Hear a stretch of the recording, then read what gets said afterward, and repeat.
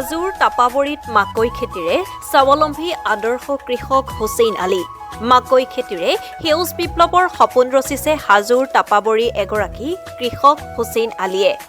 নিজৰ কৃষিভূমিত হুছেইন আলীয়ে এইবাৰ প্ৰায় 12 বিঘা ভূমিত মাকৈৰ খেতি কৰি নিজকে স্বাৱলম্বী হোৱাৰ সপোন ৰচিছে। সমান্তৰালভাৱে কৃষক হুছেইন আলীয়ে সৰিয়হ খেতি কৰিও যুৱ সমাজলৈ এক অন্যান্য নিদৰ্শন দাঙি ধৰাও পৰিলক্ষিত হৈছে। ইফালে উৎপাদন কৰা মাকৈ খেতিৰ উচিত মূল্য লাভৰ পৰা বঞ্চিত হ'বলগীয়া পৰে বুলিও কৃষকগৰাকীয়ে উল্লেখ কৰে। চৰকাৰে মাকৈ ক্ৰয়ৰ ব্যৱস্থা গ্ৰহণ কৰিলে কৃষকসকল বাৰুকৈয়ে উপকৃত হ'ব পাৰিব বুলিও সদৰি কৰে কৃষক হুছেইন আলীয়ে।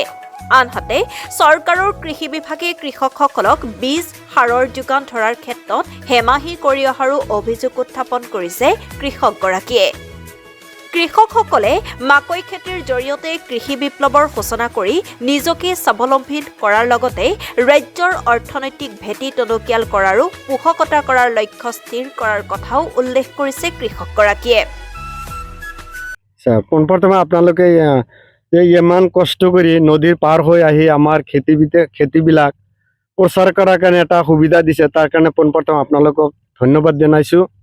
মূল কথা হৈছে যে আমি এইবিলাক খেতি কৰি আছোঁ আজি কেইবা বছৰ যে আগত নাছিল, আমাৰ ইয়াত মাকৈ খেতি নাছিল, কিন্তু এই মাকৈ খেতি যেতিয়াৰ পৰা আহিল আমি কৃষকসকলে বহুত লাভৱান হৈছোঁ। মাজে মাজে কেতিয়াবা দামটো কমি গ'লেও আকৌ দামটো আহে, গতিকে এনেকৈ চলি আছোঁ। যিহেতু মই এজন টিউটৰ শিক্ষক, গতিকে যিটো পইচা পাওঁ নকৰিলে এতিয়া উপায়হীন হৈ খেতিত আহিব লগা হৈছে। মই প্ৰায় এইবছৰ 10-12 বিঘামান মাটি মাকৈ খেতি কৰিছোঁ আৰু সৰিয়হৰো তেনেকুৱা ঠিক 10-12 বিঘামান সৰিয়হৰ খেতি কৰিছোঁ।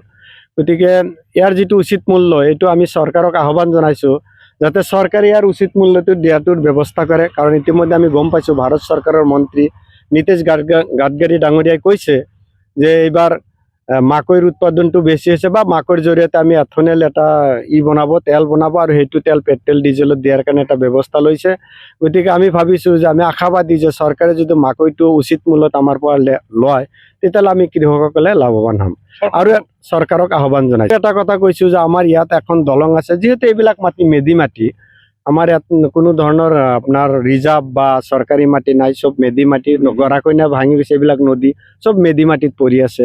গতিকে ইয়াত এখন দলং দিছে আমাৰ হাজো সমষ্টিৰ জনপ্ৰিয় নেত্ৰী বুলি ক'লে ভুল নহয়, সুমন হৰিপ্ৰিয়া ডাঙৰীয়ানী, তেখেতৰ ওচৰত আমি আবেদন কৰাৰ পিছত এখন দলং দিছে। আজি 3 বছৰ হ'ল দলংখনৰ কাম চলি আছে, কিন্তু এতিয়ালৈকে খুঁটাখিনি মাটিৰ তলৰ পৰা উঠাব পৰা নাই।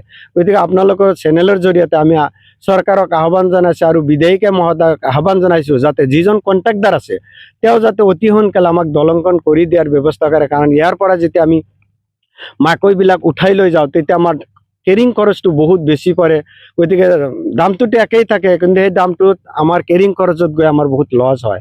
আৰু ইয়াত বেছিকৈ আপোনাৰ চব্জিৰ খেতি কৰে, শাক পাচলিৰ খেতি কৰে, সেইবিলাকো একবাৰ নুমাব লাগে, আকৌ নাৱত উঠাব লাগে, এনেকুৱা বিভিন্ন ধৰণৰ খৰচ আছে। এইখিনি ঠাই হৈছে বঙালপাৰা, মেদি মাটি হয়।